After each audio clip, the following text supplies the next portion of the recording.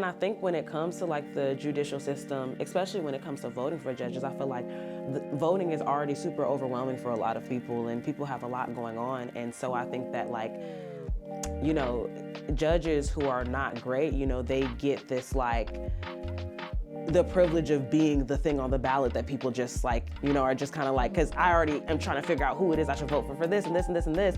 And like, they don't even gotta like put their little picket sign up or do any of that, because they like, maybe you'll circle my name, maybe you won't, like that type of thing, you know, they're just, or maybe someone, like you said, you know, name recognition, being like, oh, well, this is the judge that's been serving, so I'm just gonna pick this person again. Like, you already know, it's your girl Naira, and this is Shit Talks.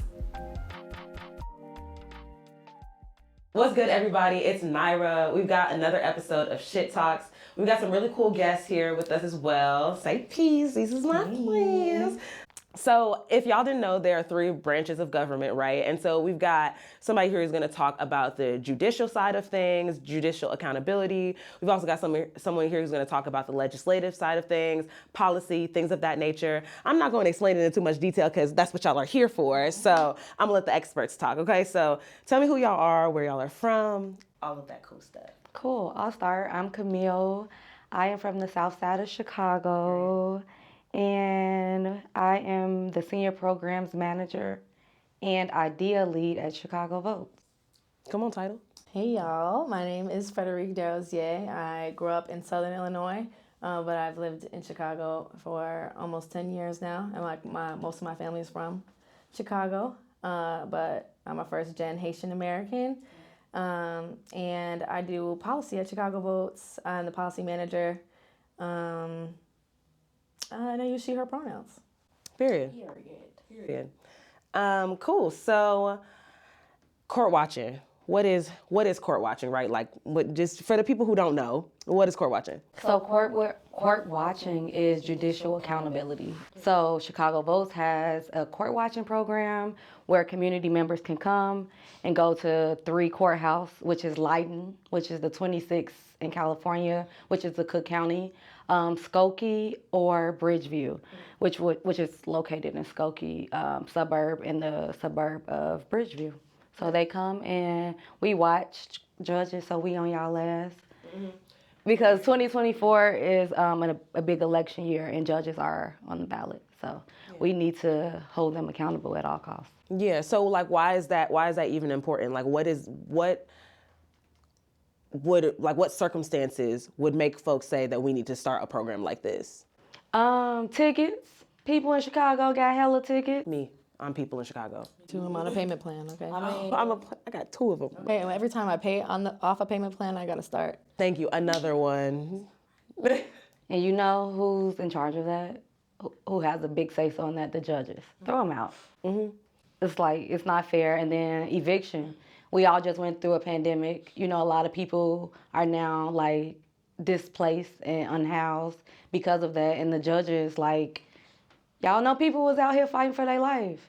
And now y'all evicted them. And it's just like, that's not fair. Mm-hmm. And then, you know, it'd be a bunch of fuck shit going on with the gun laws and sentencing that's unfair, especially the black and brown people. They also hold these seats for hella long. And people be mistakenly voting for them because of their name sounds like your aunties or your uncles or your tias or tio. And it's like, that's not fair and it's not helpful for any of us. Facts. That makes sense. So what made you start, like what drew you specifically to court watching or just judicial stuff? So the first time I actually testified in front of a judge, I was 6 years old. And it was for the trial of my mother. She was murdered by a reckless driver. And that also turned into a custody battle. And then just growing up, I have family members who have been incarcerated in both state and federal prison. So seeing that, going to that, it's just like, oh yeah, this shit is really fucked up. And I didn't understand like the power that we really have until I got like older, and now like being an adult and trying to figure out like, how is my say-so as important as Maya Angelou? Mm-hmm. Yeah. That's super important. Thank you for sharing that. It's definitely like it creates like this like, you know, drive behind the work, right? Like a lot of us have like personal connections to the work that we do, and I think that's like important, to posture yourself where you can be making a change. So definitely thank you for doing that work. So on the topic of that, right, like policy sounds boring as hell, I'm sorry, but it's obviously not, right? It's super important work that's being done. It's work that affects, right, the situation that you were in, and also just like the work that you're doing, right? So talk to me a little bit about like the work that you do, but also what drew you to policy as well. Okay, so policy, it ties a lot to like what Camille talked about, because it's like the amount of time people get sentenced, like how the severity of their crime is like calculated is all based on policies that lawmakers make, a lot of times in reaction to things. So like, for example, after the shooting that happened in Highland Park, they created like stricter gun laws and like created like more kinds of felonies that people can have like with guns, right? And so a lot of it is policy is just what are the laws that determine like how we live, what the rules are, what the punishment is if you break these rules. And a lot of times there is 60 people in the House. No, girl, it's 118 people in the Illinois State House, and then there's 60 senators. So I can't do math. 118 plus 60 is 178. So 178 people are deciding like what the laws in our state look like. And so most of my job is trying to figure out what the policies we want to pass are. So like we're working on one right now, voting in prison. And it's one we've been working on for a long time. Basically, it will restore the right to vote for people who are serving their sentence in a carceral institution in our state. And that's important for a number of reasons. We know that people who are Cook County Jail, they can vote because they're pretrial. But once you're convicted and sent to a correctional facility, then you lose your right to vote. And so we think it's important that folks who are behind bars are able to vote for a number of reasons. One, they still have family members on the outside. Two, like most of them will return back to their community. Three, their bodies are being counted for like census purposes and a whole bunch of stuff like that. Like they should have a say. Also, our prison conditions are like filthy and nasty and disgusting and inhumane. And one of the reasons why this has been able to perpetuate for so long is because people in prison don't have the right to vote. So like basically nobody gives a fuck. They just did like an audit where they like looked in all the Illinois prisons, and basically like they came up with a price tag of like what it would look like to make our prisons like habitable, like not even like decent, just habitable. And I think the cost came out to like $2-something billion. Like, wow. So it's like, this is the price tag that has come from like years and years of not giving a fuck about these people who are behind bars. So basically what my job is, like in the House, I need to find 60 votes because that's how many you need to pass it to the Senate. So I need to convince 60 people to vote yes. And then in the Senate, I need to convince 30 people. But basically, yeah, it's like, how can we change our state's policy to allow for the things that we want to happen? And like our legislative branch, like we have in the state, you know, we have executive, legislative, and judicial. But like a city council is a legislative body, right? So anybody where folks are elected to represent a group of people and make decisions in a large group can be considered like a legislative body. I got into policy for a number of reasons. Like I remember, well, one, I grew up in like a Haitian household, like very much rooted in like Haitian radical tradition. So like my dad was always telling me like to be critical of what we heard on the news and stuff like that. And so I've always kind of been rooted in that. When I was a senior in high school, that's when Darren Wilson was not indicted for killing Michael Brown. And that was like kind of eye-opening for me. And I mean, it wasn't eye-opening like we had Trayvon Martin already, but I think like I was just fed up. And I went to a predominantly white high school, and I felt like the conversations like weren't happening that needed to happen, because like I was showing up to school the next day like with my heart broken, and like activities were still going on, right? There was no space that was being held for that. That's very real. Yeah. Nothing about that was boring. Policy not boring. Exactly. Get into it because it's actually very dramatic, and that's actually one of the reasons why I love politics. Like, it's so much tea every single day. Like, so many people's drama. Like, I feel like, you know, we were talking about Jocelyn's Cabaret and reality TV earlier, but like that's what politics is. It's like basically a big old theater. Yeah, and it's like if you catch on to people's storylines, you stay, like they get into drama, they win elections. It's like the longer you're in the game, the more fun it actually is. It's real juicy. That's very true. Yeah, exactly. Because I think when people like hear it off rip, they're just like laws and things like that. But it's, first of all, it's way deeper than that, and it's like, you know, super impactful work as well. But it's also like there's a lot going on, and there's a lot of like, excuse my language, but a lot of fuck shit going on as well. And like, you know, it's very important for people to understand like what's happening. So period. So beautiful. So what's a takeaway? Going back to court watching, what's a takeaway, like your biggest takeaway? I think like something that Freddie was saying, I just thought about, like even with the discrimination of like black people and white people or people of color. I remember probably like sometime last year there was like this white guy who had a manifesto and like guns, who went in Inglewood, like he finna shoot black people. His dad ended up being a lawyer, so that meaning his dad knew the judge, and they got him bail and put him on house arrest because he had a job interview. Like in the black community, even if I have a job and I go to court and they snatch me in court, I'm going to jail. And it's just like, but for our white counterparts, that's like obsolete. Even with the police being in like CPS high school, so if they have a fight, now you're gonna go to jail and have to face a judge who can start this perpetuation of your like experience in the incarceral system, all because people want to just lock you up because they get paid for it. Let's be for real. And it's like we have to think about really what that looks like and how do we combat that, and just like simple knowledge of like understanding like we run them. Like we voted for them to be there. Like they cannot be there without us. So I think like for me, it's just like just looking and seeing like the intimidation that like the judicial system has on us in general.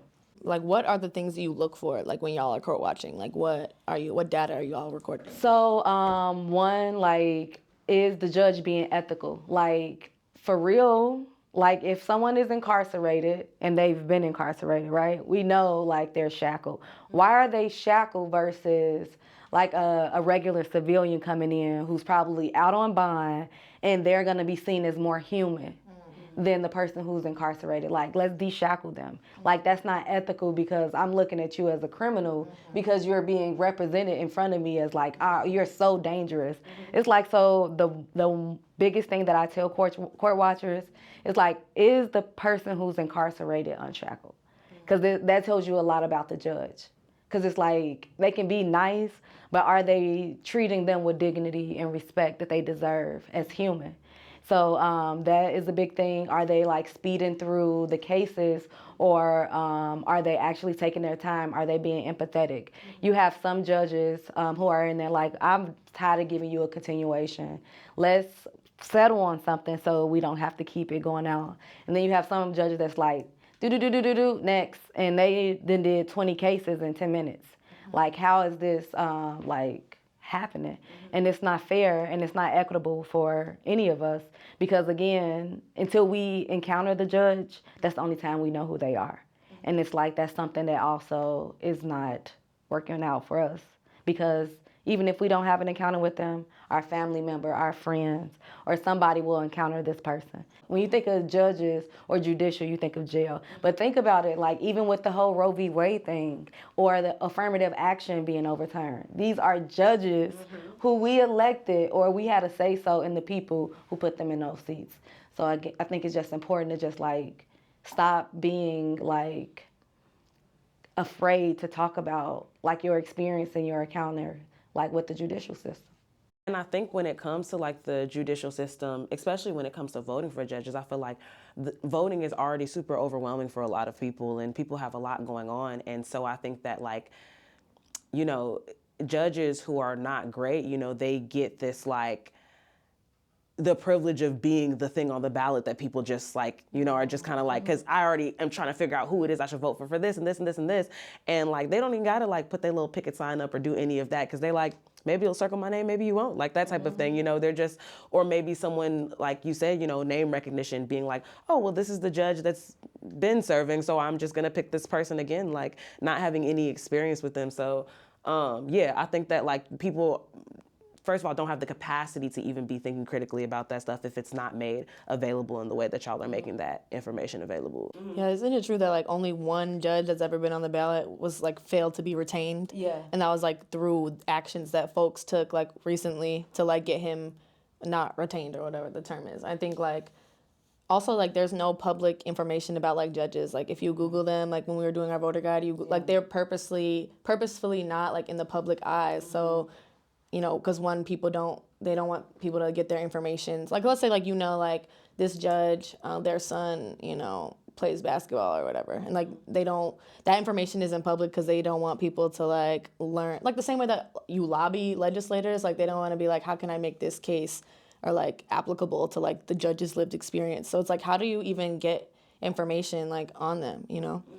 One thing I know, the reason why they don't do that, so people will not, like, hurt them or retaliate on sentencing or whatnot. That's the biggest thing. But injustice. Crazy though. I just have to say this because like they'll literally put somebody's mugshot like on the fucking TV, like for everybody with like all their information. But like even if they were wrongly sentenced, now your face is there, but their safety matters anyway. Not that that's what you're saying, but like no, exactly. But that's why we don't know anything about them because they purposefully are like they're yeah, for real.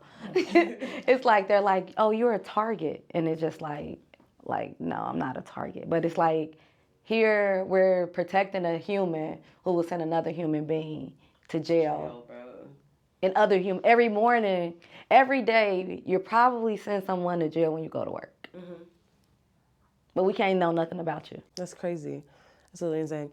And when you think about it, like how much of like judgment is literally just like feeling and thought. Like, you know what I'm saying? Like it's like opinion, like it's literally their opinion. There are laws and things like that, but the way they move about sentencing is also based on like their opinions. Like I feel like when people process that, like not everything is just like, oh, well, they're just abiding by the law. It's like, it's not just that, like they're literally a judge. Like they're making a decision based on like their own discernment, whether or not a person deserves one thing or another. And obviously there's systems in place to kind of like mitigate some of that. But for them, like an example I think of is, you know, with Mohawk and Mohawk's trial, Mohawk who was arrested at an action that we did downtown.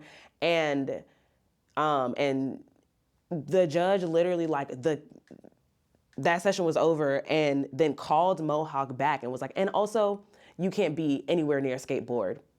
Like you can't skateboard anymore, literally, because Mohawk had a skateboard that day. Like that was just, I was like, you're just being an asshole. Like that, you didn't have to say that. Like you were just like, oh, and another thing, you can't skateboard anymore. So if you skateboard, blah, blah, blah, whatever, like whatever type of ramifications or whatever. But I was just like, what the fuck? That was the first time I was like, that's crazy. Wait a minute, like that was, you were literally just being a dickhead. Like so when you think about it like that way, that it's just opinions, I think it also makes people be more serious about, okay, so if this judge is not a good person, then obviously like, it's not just about the law, it's also about their literal character and their integrity, so. That's like the craziest, like flawed, like lie, well, one that I also hate like justice system, because it's like, it's not justice, but it's like that judges like are impartial and they're just like, you know, reading the law and whatever, because like that's just not true. And we see it all the time with sentencing disparities to be the same crime. Like the only thing that is different is like the person's last name and their race, right? I think like another thing, like a tenet of like restorative justice is like everything that we need is like already within us, and it like rejects the idea that like an independent external authority can like really say like what needs to be done to like repair and fix the harm, because it's like we're just really trusting this random old ass white guy who doesn't know anything about me or the community that I've harmed or like, you know, the person that I've harmed, and like they're telling us like what the prescribed like solution is, and most of the time it's literally just like to put somebody away. Like there's no actual, like I feel like justice requires there to be some sort of like, how do we repair this? How do we fix this, right? Where it's like, are we supposed to be like happy? Like if somebody does harm to us, like, I don't know, someone stole my catalytic converter, like, am I supposed to be happy? Like if the police find them and put them in jail, like that doesn't really please me. You know? Yeah, that's so real. Yeah, because when they stole my converter, I was like, what you got going on that you had to steal a converter off a 2016 Hyundai? Like I honestly, I'm mad, but I feel you a little bit, but I'm still mad, you know what I'm saying? But I'm not like, I'm more than mad actually, you know? But like, yeah, that's so valid. It's like, what is the in between? Like, what is the solution? But they're not thinking about that. They're like, to jail or not to jail? And it's like all the money they spend on like doing that. It's like I could have like filled out a form and the government could have just replaced my catalytic converter. And instead we're like literally paying all this money to pay the judges, pay the people, pay like to keep this theater going on. And it's like, no, but nothing. I still had to go pay for that and fix it. I still had to pay for that, and the person who stole it still needs money and still needs whatever, and they're gonna and they'll do it again. Like that's ridiculous. So thinking about that, right? Like, what do you feel like? You know, because we're talking about like these systems that obviously are created by this generation being like, okay, well, this is the way that we're, you know, gonna go about this, right? So do you feel like young people are accurately represented in policy? No. I think of so many things. I think that the age conversation in policy and politics is one that needs to happen. I know like people have like thrown around like we need to put an age limit on like elected officials. I think that suggestion kind of misses the mark because I feel like at the end of the day, my feeling is that people should be adequately represented, right? So if it's like, if, you know, 15% of the human population in America is like above 85, then like shit, if the 85-year-olds want to, you know, represent that, then they should, right? I don't think that there should be that. I do think that a lot of our young people who get into policy are easily just like kind of morphed into the system, right?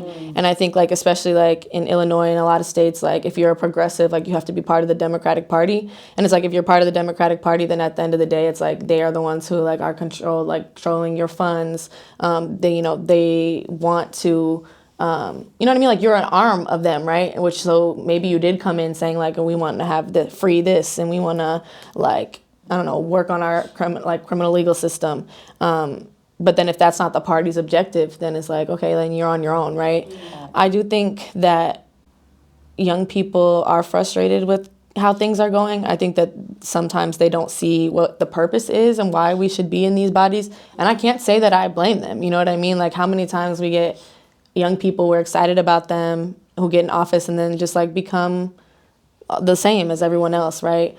I think that, you know, there's theories that when like young people are adequately like voting or showing up and doing these things, like that's when like our issues are gonna like be taken seriously.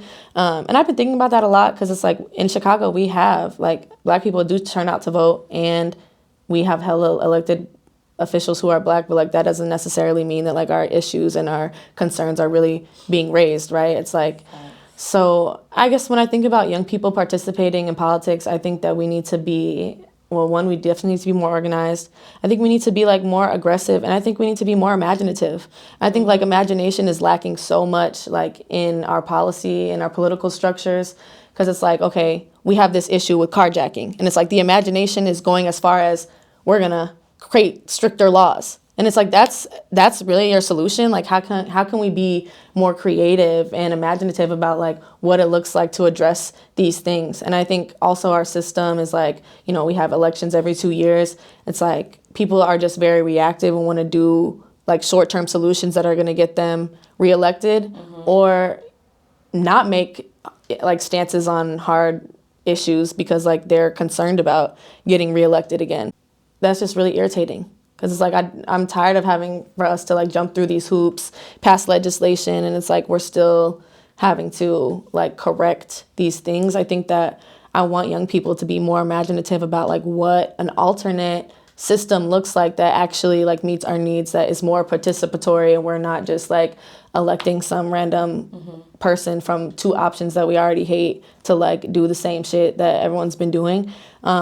And I think that the more that young people can conceptualize that as like a actual possibility, the more likely we're going to take those strides. Whether or not that happens like in our lifetime, I mean, I hope so, even if I'm old. But like, I think that it's like the addiction to the status quo is like what keeps us here. And I think like even our imaginations, like when we go into schools, are shaped by like what they think is possible, right? So how are we like letting young people know that like we literally can create the systems that we want to see? You know? Yeah, that's so real. And I think like, well, one, I also feel like, the stuff that, like policy that affects people starts affecting them even as a child, right? Like even when you're young, whatever the case is. And I think when it's framed that way, people understand, like, why should I care? I can't even vote, or whatever the case is. Or, why should I care? Like, you can vote, but there are certain things that you might feel like don't affect you. And I think that's been like the talking point for some people around me. It's been like, well, why should I care? Or there's also just so much going on in life. But I think that like, and not everybody's meant to, be standing on a soapbox, yelling on the side of the street or in a courthouse, but like, you can vote, you know what I'm saying? Or you can at least understanding like, the landscape of things, then trying to decide like where you fit in that is like super important. But I think that us seeing that people have been saying the same thing over and over again, and sometimes it feels like not much has changed, has maybe created this kind of like feeling of like doom, or just like it's always going to be this way. And so like the imaginative thing, I think that like the way information is spread, we see everything that's happening. And so it might make people feel this like sense of like existential dread, like, well, nothing's going to get better, like nothing's even happening, like why should I even give a shit? Sorry. Having the space to like dream and imagine will kind of like reignite or ignites people to want to like, once again, give a shit. Okay. But I'm sorry. I love a good dad joke. Is court watching an effective way to build transparency with the Cook County? We have to watch them so we will know. Like, we know transparency if we right there firsthand. We can't rely on the media or other information that's going to be misused or geared towards the negative aspects of it. I'll say to that though is like, even if court watching is like even shows like, oh, this is fucked up and we can't fix it, at least that data is there. So we can be like, look, we did the things, we implemented the things, we watched the court again, and it still didn't take. Like, maybe that can inspire people to think of like revolutionary, radical solutions to problems that, because it's like, if we're doing all the things that y'all say like need to be done and we're still getting the same results, then it's like, no matter what, how you feel, if you're an abolitionist or like a reformer, like there's still value in court watching, because the data still can point somewhere. Yeah, and there's nothing on judges. Nothing. We know nothing about them except where they work. And even then, they room be changing sometimes. Yeah, I can't even catch you. Like. So another thing, thank you for bringing that up, at the Lighton Courthouse, which is the Cook County jail, they changed the child care center, which was before used if people had their kids and they have to come to court and they can just sit there while they're at court. Now it's turned into the Zoom room for people to have court via Zoom instead. Like, so now you got to take your baby upstairs with you, which may cause a disruption, which may cause you to still go to jail or be fined. And it's just like, that's a problem. So.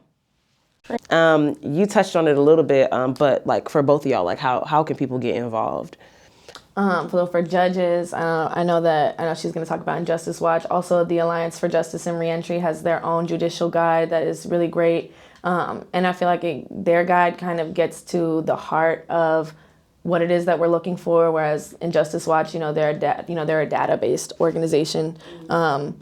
Another thing is there's so many outlets that cover like what's going on in the Illinois legislature. I would say like Capitol Facts is a good one. If you follow Chicago Votes, like we always will retweet like things that are important to us and what we think are important to young people and pertain to young people. Another thing is I think that folks should like figure out like who your electeds are. Where you live. Where you live at, like what district you're in. One thing that I think young people could do and should do more often is like, we need to shit on these people a little bit more. Like, they are so comfortable in doing things that like are against like what we need for our well-being. And that's the norm, right? And I think that we have a lot of anger, but like if we could channel it, you know, and organize each other, and also like don't be afraid to call these people out. Like nobody is doing it, and they need to have a little bit of fear in their heart. That's just how I feel about it. Yeah, that's so real. Yeah, I think that like also just what you said, I think also a lot of people, they don't want to say anything because they're like worried about like retaliation. And I like had young people even be like, oh, it's hard to be like radical while you're in school because then like the people that grade your papers and decide whether or not you're doing X, Y, Z will be like, oh, I love getting into it with a teacher. yeah, come on, because I will pack your dumb ass up. Hello, I packed your office up for you. You're fired. Like literally. But you don't like have to be afraid. Like I understand, like, you know, people wanted to be mindful, but you don't have to be afraid. Like you're like, you can talk your shit, bro. Like, you know, like you can hold people accountable. They're public officials, right? So it's like they need to anticipate that people are gonna have shit to say. Like you're doing a job that, and any other job, like, you know what I'm saying? My bosses are, you know, evaluate me, right? Like, and they determine, you know, if I'm meeting these benchmarks or not. Like, that's our role for them. And I think that legislators and a lot of elected officials, like, that's lost on them. Like, no, your job is like, we're in charge, and like we want to hold you accountable. We're grading the papers. Hello, you're serving the people, like literally hold them accountable, call their ass out. And, well, I feel like we talked our shit. We did. Y'all talked y'all shit. I could definitely do it some more, but we definitely got it out there. Yeah, period.